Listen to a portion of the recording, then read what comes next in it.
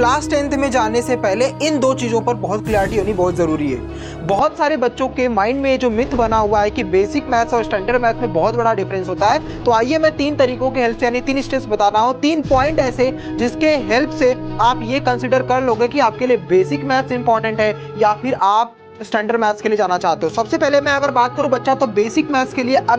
अगर आप आगे चल करके 11th 12th या आगे का जो भी आपकी ड्रीम्स है उसमें अगर आप नॉन मैथ से जाना चाहते हो, जैसे मान लो आपकी मैथ बहुत कमजोर है, आप नीट के लिए जाना चाहते हो, डॉक्टरी लाइन में जाना चाहते हो या अदर देन दैट किसी आर्ट्स ह्यूमैनिटीज में सीए करना चाहते हो, अगर आपको मैथ्स नहीं पसंद है तो आप बेसिक मैथ्स ऑप्ट कर सकते हो बच्चा। लेकिन अगर आपको जेई करना है, जेईई करना है, एनडीए के लिए जाना है, साइंटिस्ट बनना है, किसी भी फील्ड में अगर जाना चाहते हैं जहां पर मैथ्स आती है बेटा, तो मैथ्स अच्छी ना होते हुए भी आपको मैथ्स इंप्रूव करना पड़ेगा और आपको स्टैंडर्ड मैथ्स लेना पड़ेगा। Point number 2,